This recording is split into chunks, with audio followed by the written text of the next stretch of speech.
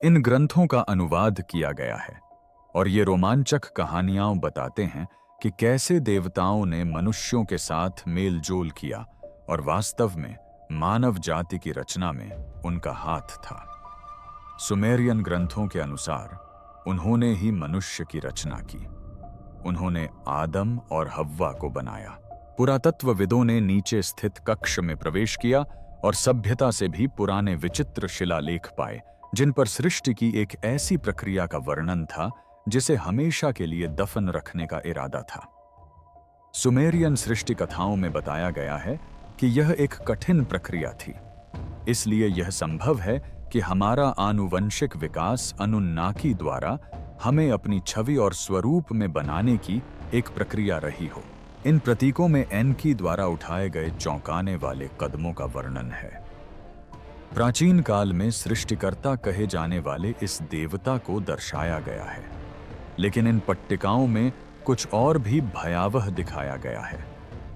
हम यहाँ जिस पट्टिका को देख रहे हैं वह वास्तव में जीवन वृक्ष को दर्शाती है, जिसके दोनों ओर दिव्य आकृतियां बनी हुई हैं। आप यहाँ दोनों ओर अनुन्नाकी को देख सकते हैं। हमें पंखों वाली डिस्क भी दिखाई देती है, जो इस बात का प्रतीकात्मक संकेत है कि अनुन्नाकी के पास उड़ने की शक्ति थी। उन्होंने दर्ज किया कि कैसे उन्होंने प्रारंभिक मनुष्यों को आकार दिया और फिर जानबूझकर उनसे कुछ छीन लिया। पहली बार शोधकर्ताओं को ऐसे प्रमाण मिले हैं जिनसे पता चलता है कि मानवता को कभी भी अपने वास्तविक स्वरूप तक पहुंचने का अवसर नहीं मिला।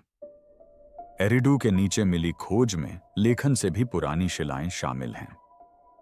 एरिडू में यह खोज एक नियमित खुदाई के रूप में शुरू हुई थी और स्थल पर मौजूद टीम को प्रारंभिक सुमेरियन घरों के मिट्टी के बर्तनों के टुकड़ों और क्षतिग्रस्त ईंटों के अलावा और कुछ मिलने की उम्मीद नहीं थी। सब कुछ तब बदल गया जब एक कंपन स्कैन से पता चला कि उस स्तर से काफी नीचे एक खोखली जगह है जहां पहली उबैद बस्तियां होनी चाहिए थीं। टीम ने कई मीटर ठोस मिट्टी हटाई और एक ऐसी परत तक पहुंची जिसका कोई अर्थ नहीं था। यह सबसे पुराने जात सुमेरियन बस्ती के काफी नीचे स्थित थी और मेसोपोटामिया के पुरातत्व में किसी भी जात सांस्कृतिक परत से मेल नहीं खाती थी। जब श्रमिकों ने कक्ष खोला तो उन्हें एहसास हुआ कि वे किसी ऐसी चीज में प्रवेश कर चुके हैं जिसका अस्तित्व ही नहीं होना चाहिए। कक्ष के अंदर उन्हें पंक्तियों में करीने से रखी हुई दर्जनों पट्टियां मिलीं। ये पट्टियां एक विशेष प्रकार की मिट्टी से बनी थीं जो सामान्य मिट्टी के बर्तनों से कहीं अधिक कठोर थी और उन पर ऐसे चिन्ह बने थे जिन्हें कोई नहीं पहचानता था। पुरातत्वविदों को जल्द ही पता चला कि ये शिलाएं अब तक दर्ज की गई किसी भी लिपि से पुरानी थीं। इनके आसपास जमा तलछट पर किए गए रेडियोकार्बन परीक्षणों से पता चला कि ये शिलाएं कीलाक्षर लिपि के आविष्कार से हजारों वर्ष पहले की हैं। प्रतीकों को दोहराए जाने वाले क्रमों में व्यवस्थित किया गया था और वे इतने संरचित पैटर्न का अनुसरण करते थे कि उन्हें यादृच्छिक सजावट नहीं कहा जा सकता था। इसका अर्थ यह था कि किसी सभ्यता के भाषा को दर्ज करने की तकनीक समझने से बहुत पहले ही किसी ने लेखन का एक रूप विकसित कर लिया था। टीम को केवल गोलियां ही नहीं मिलीं। दीवारों में बेलनाकार बर्तन जड़े हुए थे और उनमें से कई मिट्टी से इस प्रकार जुड़े हुए थे मानो उन्हें नियंत्रित परिस्थितियों में गर्म और ठंडा किया गया हो। इन पात्रों से लिए गए नमूनों में खनिज और कार्बनिक पदार्थों का मिश्रण पाया गया। यह संयोजन प्राकृतिक नहीं है और इससे संकेत मिलता है कि पात्रों को जानबूझकर किसी ऐसी चीज से सील किया गया था जिसमें कभी जैविक पदार्थ मौजूद थे। कई गोलियों पर एजेड डू नामक स्थान का उल्लेख था। विद्वानों ने इस वाक्यांश का अनुवाद जीवन का घर के रूप में किया है। प्राचीन मिस्र में भी इसी शब्द परंख का प्रयोग होता था, जिसका अर्थ भी जीवन का घर होता था। परंख एक संरक्षित संग्रह था जहां मिस्रवासी चिकित्सा ज्ञान, उपचार पद्धतियों और जीवन की कार्य प्रणाली को समझाने वाले लेखों को संग्रहित करते थे।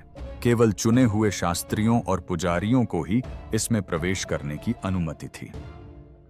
बाइबल की जीवन पुस्तक में मनुष्यों के नाम और भाग्य का विवरण दर्ज है, जो जीवन की अवधारणा को लिखित जानकारी से जोड़ता है।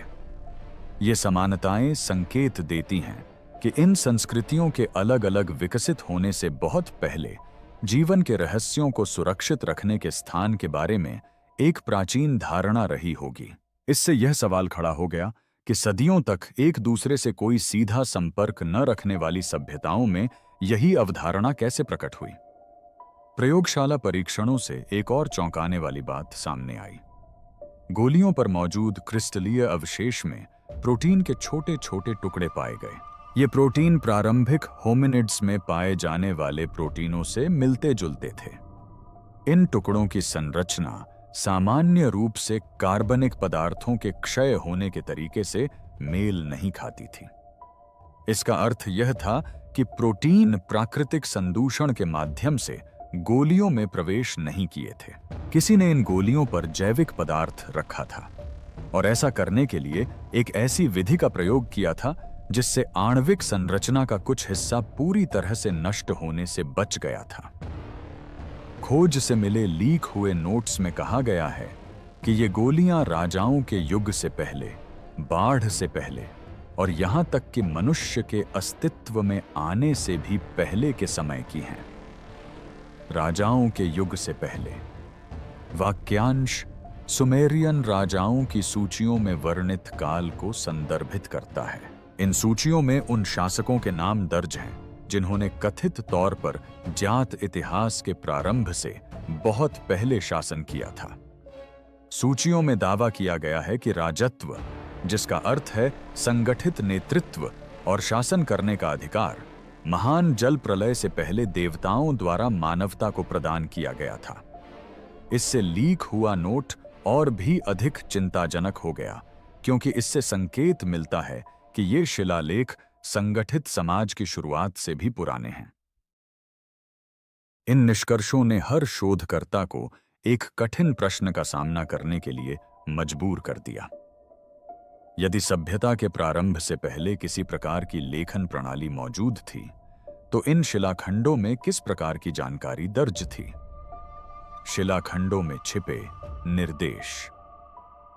एरिडू शिलाखंडों की सफाई और फोटोग्राफी के बाद अनुवादकों ने कुछ ऐसा देखा जिसने इन शिलालेखों को परिचित प्राचीन ग्रंथों से तुरंत अलग कर दिया।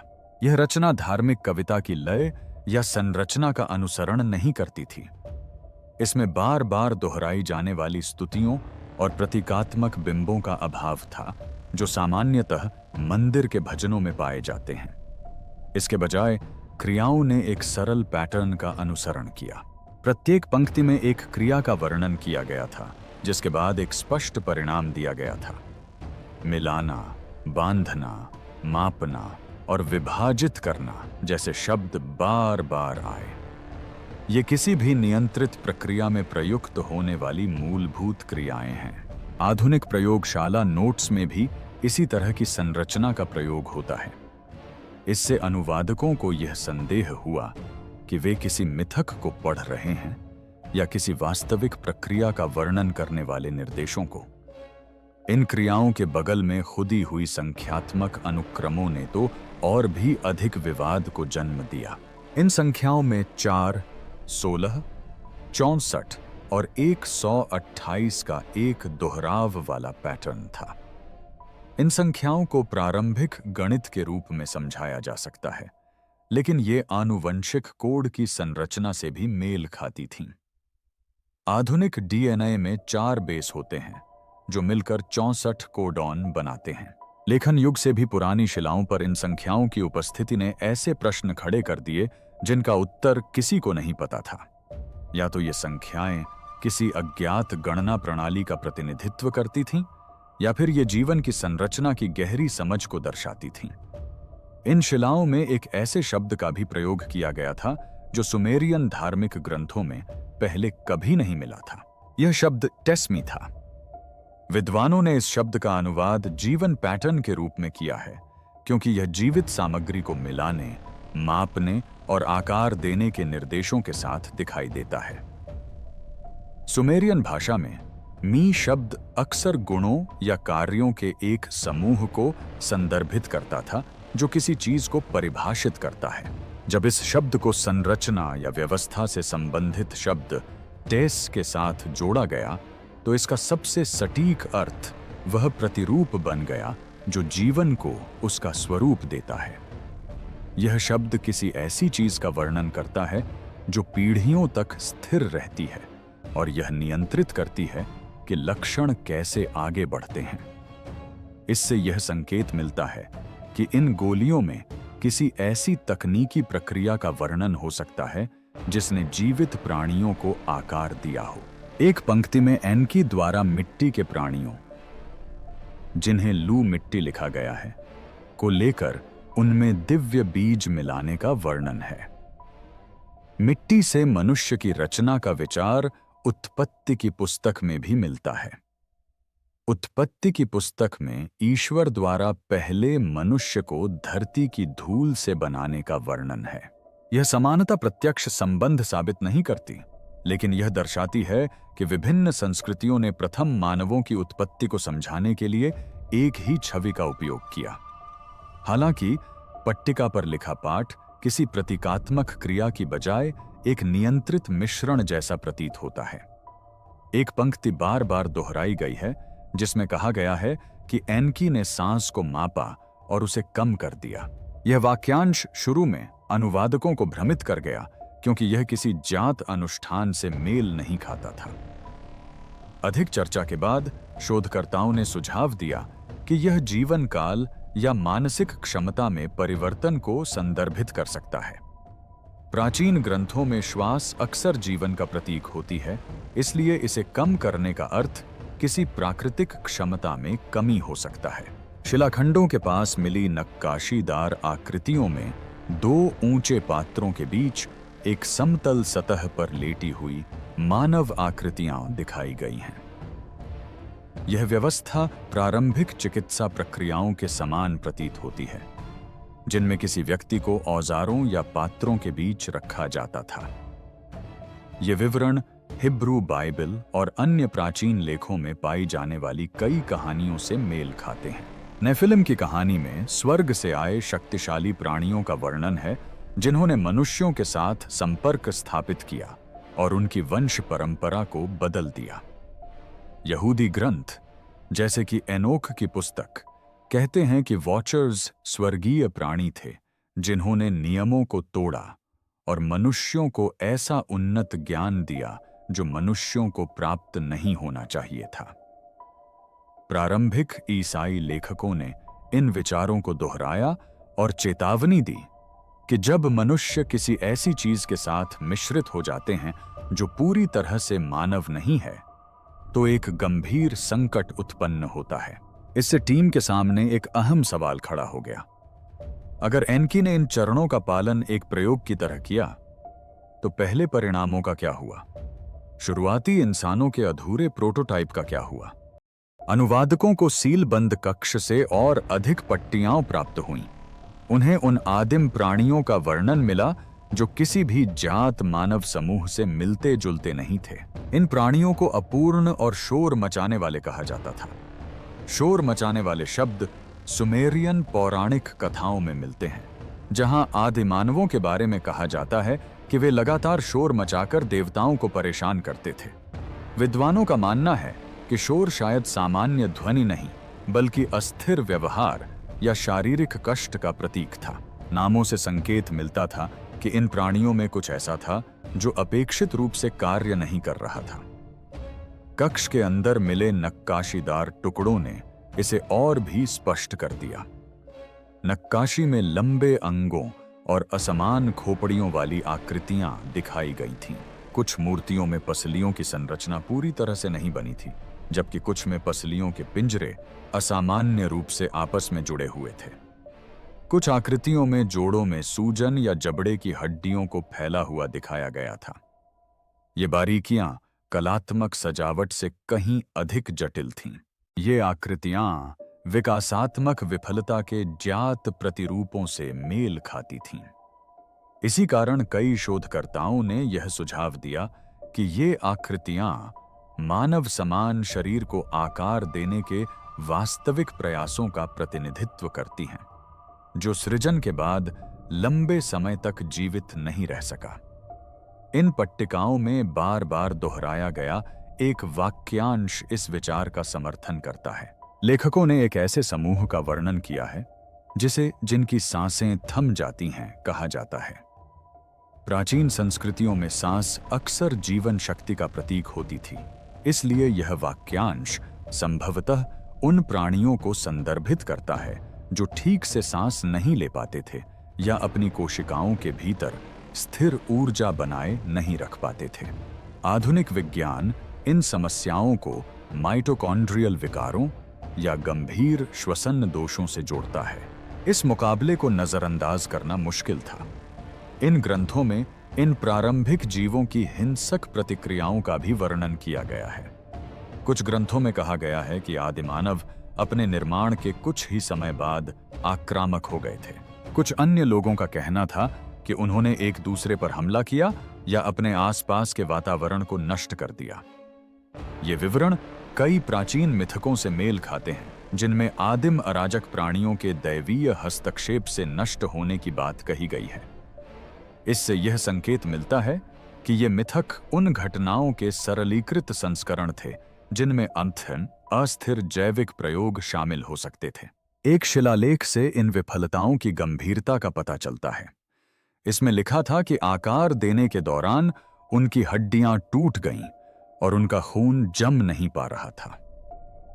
यह वाक्यांश जन्मजात ऑस्टियोपोरोसिस जैसी स्थितियों का वर्णन करता है, जिसमें हड्डियां आसानी से टूट जाती हैं, और रक्त के थक्के जमने संबंधी विकारों का भी, जिसमें रक्त स्थिर नहीं हो पाता। आधुनिक जीव विज्ञान में ये दोनों स्थितियां तब उत्पन्न होती हैं जब आनुवंशिक निर्देश असंगत या अपूर्ण होते हैं। एक पात्र से प्राप्त अवशेष के नमूने ने और अधिक प्रमाण प्रदान किए।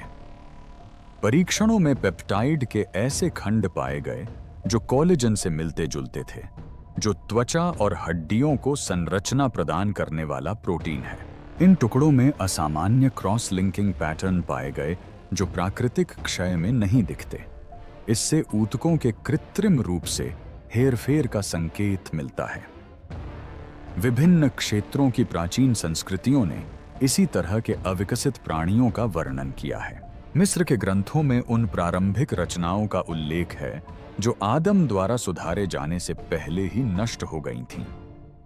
हिब्रू लेखों में ऐसे प्राणियों का वर्णन है जो जीवन की व्यापकता के लिए उपयुक्त नहीं थे। यूनानी कहानियां उन विकृत प्राणियों के बारे में बताती हैं जिन्हें दुनिया के आकार लेने से पहले ही नष्ट कर दिया गया था। इन निष्कर्षों से एक सीधा सवाल उठता है, यदि ये प्राणी अपने शुरुआती प्रयासों में सफल रहे तो अगला कदम यह समझना है कि एंकी ने जीवित बचे मनुष्यों को बनाने के लिए क्या परिवर्तन किए। एंकी ने मानव डीएनए में क्या सीमाएं निर्धारित कीं। जैसे जैसे अनुवादक इन शिलालेखों का अनुवाद करते रहे, उन्होंने बार बार दोहराए जाने वाले वाक्यांश देखे जिनमें एंकी द्वारा पुनः नापने और सीमा निर्धारित करने का वर्णन था। ये वाक्यांश उन खंडों में दिखाई दिए जिनमें उन प्राणियों में किए गए अंतिम संशोधनों पर चर्चा की गई थी जो आगे चलकर प्रारंभिक मानव बने। शोधकर्ताओं ने इन वर्णनों और आधुनिक जीव विज्ञान में पाए जाने वाले मानव जीनोम की कई ज्ञात विशेषताओं के बीच मजबूत समानताएं पाईं। पहला उदाहरण टेलोमेयर से संबंधित था, जो गुणसूत्रों के सिरों पर पाए जाने वाले सुरक्षात्मक आवरण होते हैं। कोशिका विभाजन के प्रत्येक चरण में टेलोमेयर स्वाभाविक रूप से छोटे होते जाते हैं। जब ये बहुत छोटे हो जाते हैं तो कोशिका विभाजित नहीं हो पाती और शरीर में बुढ़ापा शुरू हो जाता है। इन गोलियों में इस सुरक्षात्मक प्रणाली में जानबूझकर की गई कमी का वर्णन प्रतीत होता है, जिससे यह संकेत मिलता है कि जीवन काल को जानबूझकर कम किया गया होगा। एक अन्य विचार इस पाठ को मानव जीनोम की एक अनूठी विशेषता गुणसूत्र 2 संलयन से जोड़ता है। मनुष्यों में एक गुणसूत्र ऐसा होता है जो 2 पैतृक गुणसूत्रों के आपस में जुड़ने का परिणाम प्रतीत होता है। किसी भी अन्य जीवित प्राइमेट में यह सटीक संरचना नहीं पाई जाती। विकासवादी इतिहास में इस संलयन का रहस्य अभी भी अनसुलझा है। कुछ शोधकर्ताओं ने पाया कि टैबलेट में आकार बदलने और उसके भागों को आपस में जोड़ने के संदर्भ इस असामान्य आनुवंशिक घटना से मिलते जुलते हैं। एक तीसरी जैविक अवधारणा न्यूरल प्रूनिंग से संबंधित है। न्यूरल प्रूनिंग एक ऐसी प्रक्रिया है जिसमें विकासशील मस्तिष्क बचपन के दौरान बड़ी संख्या में तंत्रिका कनेक्शनों को हटा देता है। इससे किसी व्यक्ति द्वारा संसाधित की जा सकने वाली संवेदी जानकारी की मात्रा सीमित हो सकती है। इन शिलालेखों में अतिरिक्त धारणा को दूर करने से संबंधित वाक्यांशों का प्रयोग किया गया था। इससे संकेत मिलता है कि मानव जाति के प्रारंभिक स्वरूप में बाद में जीवित बचे स्वरूप की तुलना में अधिक संज्ञानात्मक क्षमता रही होगी। एक शिलालेख में बीज में निहित सीमित संहिता नामक किसी चीज का उल्लेख किया गया था। विद्वानों ने इसे आधुनिक आनुवंशिकी में वर्णित नॉन कोडिंग डीएनए से जोड़ा है। नॉन कोडिंग डीएनए को पहले जंक डीएनए कहा जाता था, क्योंकि ऐसा प्रतीत नहीं होता था कि यह प्रोटीन का उत्पादन करता है। अब शोध से पता चलता है कि इसमें महत्वपूर्ण निर्देश होते हैं जो जीन के सक्रिय और निष्क्रिय होने को नियंत्रित करते हैं। यह उस विचार से मेल खाता था जिसमें एक गुप्त कोड होता है जो दृश्य संरचनाओं का निर्माण किए बिना विकास को नियंत्रित करता है। इन गोलियों में दूसरी सांस को हटाने का भी उल्लेख था। प्राचीन संस्कृतियों में सांस अक्सर जीवन या जागरूकता का प्रतीक होती थी। दूसरी सांस लेने की क्षमता का न होना एक ऐसी क्षमता के लुप्त होने का संकेत देता है जो कभी मौजूद थी। शोधकर्ताओं ने कई संभावनाएं बताईं। हो सकता है कि आदि मानवों की स्मृति असाधारण रही हो या उनका प्राकृतिक जीवन काल लंबा रहा हो। उन्होंने शायद अधिक व्यापक संवेदी जानकारी का अनुभव किया हो या उनके पास ऐसी मानसिक क्षमता रही हो जो आधुनिक मानव मस्तिष्क में अब नहीं पाई जाती। लीक हुए पेप्टाइड नमूनों की समीक्षा करने वाले आनुवंशिकीविदों ने बताया कि रक्त वाहिका के अवशेष से प्राप्त प्रोटीन ने असामान्य स्थिरता दिखाई। प्रोटीन सामान्यतः लंबे समय के बाद पूरी तरह से विघटित हो जाते हैं। इन नमूनों में बचे हुए टुकड़ों की संरचना प्राकृतिक क्षय से मेल नहीं खाती थी। इससे इस विचार को बल मिला कि ऊतकों को कृत्रिम रूप से संशोधित किया गया था।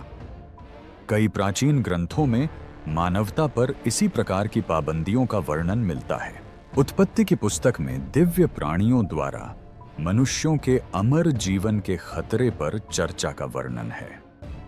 इसमें जल प्रलय के बाद जीवन काल में तेजी से गिरावट का भी उल्लेख है। बाबेल के मीनार की कहानी भाषा में परिवर्तन करके मानव सहयोग को सीमित करने के जानबूझकर किए गए प्रयास को दर्शाती है। ये सभी विचार सुमेरियन टैबलेट में पाए जाने वाले विषय का समर्थन करते हैं। किसी चीज ने मानवता की क्षमता को सीमित कर दिया। टीम यह सोचने पर मजबूर हो गई कि ऐसा क्यों हुआ होगा। निषिद्ध उद्देश्य। सबसे परेशान करने वाली खोज एक ऐसे शिलालेख से हुई जिसका अनुवाद करने में विद्वानों को कठिनाई हुई, क्योंकि इसका अर्थ प्रत्यक्ष और विचलित करने वाला था। शिलालेख में लिखा था कि मनुष्य को इस प्रकार बनाया गया है कि वह सेवा कर सके, लेकिन कभी भी उत्थान न कर सके। इस एक पंक्ति ने एरिडू शिलालेखों की पहले की सभी व्याख्याओं को बदल दिया। इसने सुझाव दिया कि मनुष्य स्वतंत्र प्राणी के रूप में नहीं, बल्कि नियंत्रित श्रमिकों के रूप में बनाए गए थे, जो कभी भी अपने रचनाकारों के स्तर तक नहीं पहुंच पाएंगे।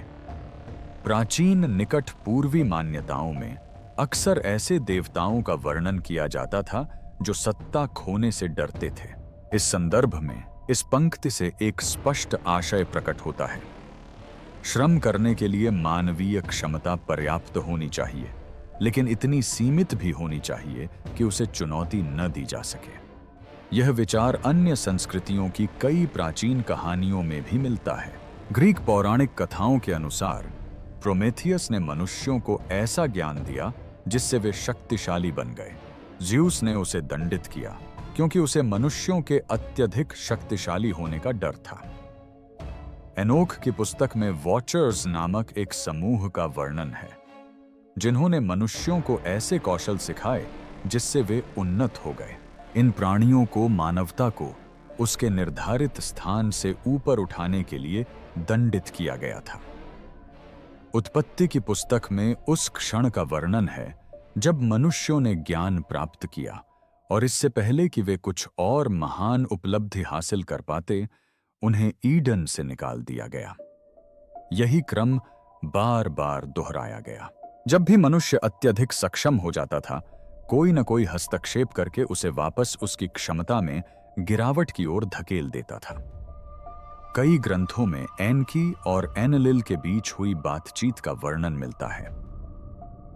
एनलिल सुमेरियन धर्म में एक प्रमुख व्यक्ति थे और उन्हें सत्ता, व्यवस्था और नियमों के पालन को नियंत्रित करने वाले देवता के रूप में देखा जाता था।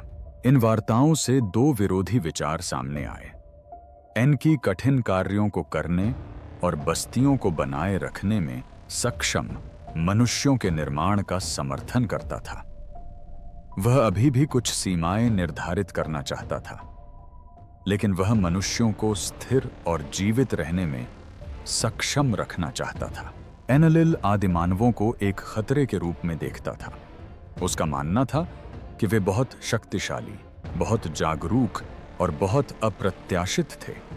उसने ऐसे बदलावों पर जोर दिया जिनसे पहले के रूपों को हटाकर उनकी जगह कमजोर रूपों को लाया जा सके। अन्य शिलालेखों में इन सीमाओं के लागू होने से पहले के आदिमानवों के लक्षणों का वर्णन किया गया है। इन आदिमानवों में आधुनिक मनुष्यों की तुलना में अधिक शारीरिक शक्ति थी। वे अधिक समय तक जीवित रहते थे और चोट से जल्दी ठीक हो जाते थे। वे व्यापक स्तर की संवेदी जानकारी देखते और सुनते थे। वे ज्ञान को इतनी तेजी से संसाधित करते थे कि आधुनिक मनुष्य ऐसा नहीं कर सकते। इन विशेषताओं के कारण एक निश्चित सीमा से अधिक जनसंख्या बढ़ने पर उन्हें नियंत्रित करना असंभव हो जाता। इससे यह संकेत मिलता है कि ये सीमाएं प्रकृति की खामियां नहीं थीं, बल्कि ऐसे प्रत्यक्ष परिवर्तन थे जिनका उद्देश्य उन क्षमताओं को समाप्त करना था जिन्हें खतरा माना जाता था। इन पट्टिकाओं ने कई प्राचीन संस्कृतियों में दर्ज महान बाढ़ को समझने का एक नया तरीका भी प्रस्तुत किया। नैतिक व्यवहार के लिए दंड के बजाय बाढ़ शक्तिशाली मनुष्यों की पहली पीढ़ी को मिटाने के लिए रची गई एक पुनर्व्यवस्था प्रतीत होती थी। कहानी में बताया गया है कि एनकी ने एक जीवित बचे व्यक्ति को चेतावनी दी ताकि मानवता कमजोर रूप में बनी रह सके। बाढ़ के बाद ग्रंथों में लिखा है कि एनकी ने फिर से नाप लिया और उनकी जीवन अवधि कम कर दी। यह बाढ़ की कहानी के बाद उत्पत्ति की पुस्तक में दर्ज मानव जीवन काल में आई भारी गिरावट से मेल खाता है। इन विवरणों से एक भयावह निष्कर्ष निकलता है। आधुनिक मानवता संस्करण 2 है। पहले संस्करण को जानबूझकर मिटा दिया गया और उसकी जगह एक ऐसा डिजाइन लाया गया जिसमें पहले वाले की क्षमताएं नहीं थीं। यदि मानवता का पहला संस्करण आज के कमजोर रूप से कहीं अधिक शक्तिशाली, जागरूक और सक्षम था, तो अगला तार्किक प्रश्न यह उठता है कि क्या उस पहले डिजाइन का कोई अंश रीसेट के बाद भी बचा है? इससे शोधकर्ताओं को यह पता लगाने की प्रेरणा मिली कि क्या मूल मानव सचमुच विलुप्त हो गए थे या कोई गुप्त वंश गुप्त रूप से जारी रहा। प्रथम मानव जाति के बचे हुए लोग। शोधकर्ताओं ने जब इन गोलियों में दिए गए विवरणों की तुलना अन्य प्राचीन अभिलेखों से की, तो उन्होंने पाया कि पुनर्स्थापन की कहानी प्रथम मनुष्यों के विनाश के साथ समाप्त नहीं हुई थी। कई गोलियों में एक ऐसे समूह का उल्लेख है जो ऊंचे स्थानों पर भाग गया था। इस विवरण में बताया गया है कि ये प्राणी बढ़ते जलप्रपात से बच निकले, जो मानव जाति के पहले स्वरूप को नष्ट करने के लिए था। यह कई संस्कृतियों में पाई जाने वाली प्राचीन कहानियों से मेल खाता है। हिब्रू बाइबल में बाढ़ के बाद जीवित बचे विशालकाय प्राणियों का वर्णन है। अन्य परंपराओं के अनुसार कुछ नेफिलिम विनाश से बच गए और दूर दराज के क्षेत्रों में बस गए। शोधकर्ताओं ने जल्द ही आधुनिक डीएनए अध्ययनों का सहारा लिया ताकि यह पता लगाया जा सके कि क्या प्राचीन मानव संरचना के कोई निशान आज भी मौजूद हैं। उन्होंने असामान्य शारीरिक या संज्ञानात्मक लक्षणों के लिए जाने जाने वाले क्षेत्रों में किए गए जीनोमिक सर्वेक्षणों के परिणामों का अध्ययन किया। उत्तरी यूरोप में कार्पेथियन पर्वतमाला के दूरस्थ क्षेत्रों के कुछ व्यक्तियों में मांसपेशियों की तीव्र मरम्मत और असामान्य रूप से उच्च अस्थि घनत्व देखा गया। ये लक्षण आसपास की आबादी के आनुवंशिक पैटर्न से मेल नहीं खाते। एंडियन उच्च भूमि के कुछ हिस्सों में शोधकर्ताओं ने ऐसे लोगों को पाया जिनकी फेफड़ों की क्षमता और ऑक्सीजन प्रसंस्करण क्षमता ऊंचाई के अनुकूलन की अपेक्षित क्षमता से कहीं अधिक थी। पश्चिम अफ्रीका में व्यक्तियों के छोटे समूहों में दुर्लभ हैप्लोग्रुप पाए गए, जिनमें असामान्य रूप से तीव्र प्रतिक्रिया, समय और उन्नत स्थानिक तर्क क्षमता देखी गई। प्रशांत द्वीप समूह में पुरानी पारिवारिक वंशों से लिए गए अलग थलग नमूनों में ऐसे लोग शामिल थे जो विशाल कायता से जुड़े सामान्य हार्मोनल विकारों के बिना ही अत्यधिक ऊंचाई तक पहुंच गए थे। वैज्ञानिक इन असामान्य आनुवंशिक चिन्हों को मानव विकास की किसी भी जात शाखा से नहीं जोड़ सके। ये हैप्लोसमूह मानक आनुवंशिक मानचित्रण द्वारा निर्मित समय सीमाओं में आसानी से फिट नहीं बैठते थे। इससे कुछ शोधकर्ताओं को इस संभावना पर विचार करने के लिए मजबूर होना पड़ा कि ये लक्षण एक बहुत पुरानी वंशावली से आए होंगे जो मानवता के पहले संस्करण के विलुप्त होने के बाद भी लंबे समय तक जीवित रही। प्राचीन सांस्कृतिक परंपराओं ने इस संभावना का समर्थन किया। माली के डोगोन लोगों का कहना है कि उनके पूर्वज एक ऐसे समूह से आए थे जिन्हें प्रथम आकाश की याद थी। यह वाक्यांश वे उस समय के लिए इस्तेमाल करते थे जब दुनिया नहीं बदली थी। अमेरिकी दक्षिण पश्चिम के होपी लोगों का मानना है कि पूर्वज मनुष्यों में अधिक जागरूकता और व्यापक समझ थी, इससे पहले कि एक बड़े विस्मृति ने पिछले युग का अंत कर दिया। पेरू में एंडीज क्षेत्र की प्राचीन प्रियंका कहानियों में विराकोकस नामक लंबे और शक्तिशाली प्राणियों का वर्णन है जो सामान्य मनुष्यों से पहले रहते थे। कहा जाता है कि इन प्राणियों में ऐसी शारीरिक और मानसिक क्षमताएं थीं जो आधुनिक मनुष्यों में नहीं पाई जाती। इन कहानियों से संकेत मिलता है कि पुरातत्व या आनुवंशिकी द्वारा मानव उत्पत्ति की व्याख्या करने के प्रयासों से बहुत पहले कई संस्कृतियों में एक अधिक शक्तिशाली और सक्षम मानवता की यादें मौजूद थीं। सीलबंद कक्ष में मिले पट्टिका के टुकड़ों ने और भी अधिक जानकारी प्रदान की। कुछ शिलालेखों में असीम प्राणियों का वर्णन किया गया था। यह वाक्यांश उन प्राणियों के लिए प्रयोग किया जाता था जो अंतिम पुनर्स्थापन के दौरान क्षीण नहीं हुए थे। ऐसा कहा जाता था कि उन्होंने अपनी मूल अवधि, अपनी मूल धारणा और अपनी मूल शक्ति को बनाए रखा था। यदि यह विवरण सटीक है तो सभी आदिमानवों को हटाया नहीं गया था। कुछ मुट्ठी भर लोग अपनी क्षमताओं को बरकरार रखते हुए बच निकले थे। पुरातात्विक साक्ष्य भी इस विचार का समर्थन करते हैं। बलबेक, सैक्सेहुआमन और गोबेकली टेपे जैसे महापाषाण स्थल निर्माण विधियों को दर्शाते हैं जो बाद की सभ्यताओं की झात क्षमताओं से कहीं आगे हैं। कुछ पत्थरों का वजन सैकड़ों टन है और उन्हें इतनी सटीकता से तराशा गया है कि आधुनिक उपकरण भी इसकी व्याख्या करने में असमर्थ हैं। ये उपलब्धियां साधारण मनुष्यों का काम नहीं हो सकती। संभवतः इन्हें उन व्यक्तियों द्वारा बनाया गया था जिनमें मूल संरचना अभी भी मौजूद थी। बाइबल के ग्रंथों में भी बाढ़ के बाद के लोगों का उल्लेख है, जिन्हें वृद्ध और प्रतिष्ठित पुरुष बताया गया है। यह इस विचार से मेल खाता है कि जीवित बचे लोग पीढ़ियों तक अस्तित्व में रहे। इससे एक और भी चिंताजनक संभावना सामने आती है। आधुनिक विज्ञान शायद एनकी की सीमा को पूरी तरह से हटाने के करीब है। आधुनिक आनुवंशिकी अनजाने में एनकी के संशोधनों को कैसे उलट रही है। जैसे ही एरिडू के निष्कर्ष अकादमिक हलकों में चुपचाप फैल गए, आनुवंशिक शोधकर्ताओं ने टैबलेट के निर्देशों की तुलना आधुनिक जैव प्रौद्योगिकी में हाल के विकास से करना शुरू कर दिया। इन समानताओं को नजरअंदाज करना मुश्किल था। क्रिस्पर आज भी डीएनए को संपादित करने का सबसे व्यापक रूप से इस्तेमाल किया जाने वाला उपकरण है।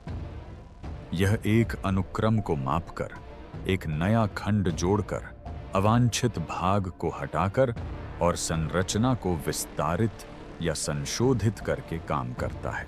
ये चरण उन्हीं सरल क्रियाओं से मेल खाते हैं जिनका उपयोग टैबलेट में किया गया है। मिलाना, बांधना, मापना और विभाजित करना आनुवंशिक जानकारी को फिर से लिखने के लिए आवश्यक बुनियादी क्रियाओं का वर्णन करते हैं। एनकी द्वारा किए गए कार्यों का वर्णन वैज्ञानिकों द्वारा आज उपयोग की जाने वाली मुख्य विधियों के समान प्रतीत होता है। शोधकर्ताओं ने फिर मानव जीनोम के उन हिस्सों का अध्ययन किया जिन्हें पूरी तरह से समझा नहीं गया है। यूरोप और एशिया की कुछ टीमों ने नियामक डीएनए के भीतर असामान्य संकेत पैटर्न की सूचना दी। नियामक डीएनए जीन के सक्रिय और निष्क्रिय होने को नियंत्रित करता है। उन्हें जो पैटर्न मिले वे प्राकृतिक विकास में देखे गए व्यवहार से मेल नहीं खाते थे। ये संकेत संख्यात्मक अनुपातों में दोहराए गए जो एरिडू टैबलेट पर उकेरे गए अनुक्रमों से मेल खाते हैं। इस खोज से यह संभावना उत्पन्न हुई कि प्राचीन संख्याएं प्रतीकात्मक नहीं थीं। वे जैविक निर्देशों को आकार देने के लिए एक तकनीकी मार्गदर्शक रहे होंगे। टेलोमेयर अनुसंधान ने एक और चिंताजनक संबंध उजागर किया। जैसे जैसे मनुष्य की उम्र बढ़ती है, टेलोमेयर छोटे होते जाते हैं और यह छोटा होना कोशिकाओं के विभाजन की संख्या को सीमित करता है। वैज्ञानिकों ने प्रयोगशाला के जानवरों में टेलोमेयर की लंबाई बढ़ाई है और इसका परिणाम जीवन काल में जबरदस्त वृद्धि के रूप में सामने आया है। टेलोमेयर विस्तार से उपचारित चूहे उपचारित न किए गए चूहों की तुलना में लगभग 2 गुना अधिक समय तक जीवित रहे। यदि एनकी ने टेलोमेयर सुरक्षा को कम करके मानव जीवन पर एक सीमा निर्धारित की थी, तो आधुनिक शोध उस परिवर्तन को उलटने के करीब है। एक और सुराग मध्य पूर्व की एक आनुवंशिक प्रयोगशाला की सीलबंद रिपोर्ट से मिला।